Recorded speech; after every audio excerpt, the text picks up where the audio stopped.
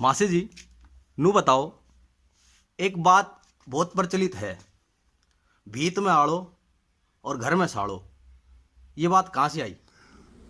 हाँ जी, देखिए, पछीत में आड़ा और घर में साड़ा, ये एक प्रचलित कहावत या मुहावरा या लोकोक्ति बनी हुई है। ये द्वापर युग की बात है कि महाभारत काल में जब धृतराष्ट्र राजा जो चक्षुहीन थे, वो राजा सबल की पुत्री जो गांधारी थी, उसका विवाह उनके साथ में हुआ था। वो भीष्म पितामह की बाजूबल पर, क्योंकि वो शौर्य स्वयंवर था।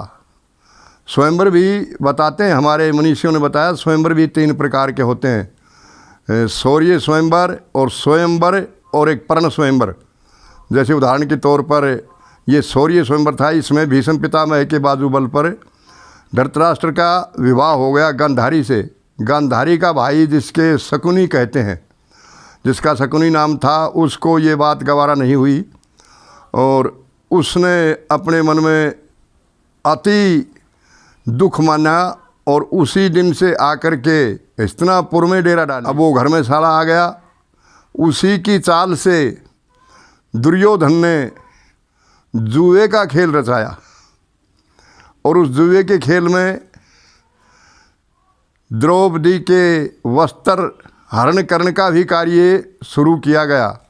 परंतु वहाँ पर तो, ये हमारी धार्मिक बातें हैं, वहाँ पर तो श्री कृष्ण की अनुकंपा से वो चीर जो है वो उस द्रौपदी का नहीं उतारा गया, चीर अनंत हो गया और वो सारे कौरव हार गए। उस दिन से ये जो साड़ा आया हुआ था, फिर दोबारा फिर जुए का खेल रचाया गया। जुए का दोबारा खेल रचाया उस धृतराष्ट्र राजा की उपस्थिति में ही, जहाँ पर भीष्म पितामह वगैरह बैठे हुए थे सभी। और दोबारा खेल में शकुनी ने कितनी गहरी चाल चली, जो कि वो साड़ा वाली कहावत यहाँ पर सिद्ध होती है कि अब के जो कोई हारेगा वो 13 साल वन में जाएगा, 12 साल वन में और 13वां अज्ञातवास के 13वां साल छुप के रहना पड़ेगा। यदि उस 13वें साल में पहचान लिए गए तो 12 साल फिर वन में जाना पड़ेगा। ये 13 साल की शर्त लगा दी। अब धृतराष्ट्र की उपस्थिति में युधिष्ठिर महाराज ने फिर जुए की हाँ भी भर ली और फिर खेलने लगे। वो शकुनी तो बहुत भारी पारंगत खिलाड़ी था जुए का। जुए में धृतराष्ट्र को 13 साल की शर्त के लिए फिर हरा दिया गया।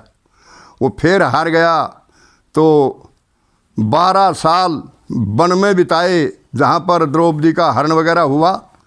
और उस धृतराष्ट्र राजा की उपस्थिति में, उसके राज्य में और शकुनी की सहायता से, जैसे कि पछीत में आड़ा घर में साड़ा, वो साड़ा था धृतराष्ट्र का शकुनी, उसकी उस उपस्थिति में राजा की में, और वो 6 प्राणी, 5 पांडव भी और साथ में द्रौपदी भी, 6 प्राणी वन में निकल गए। 12 साल वन में गुजारा किया।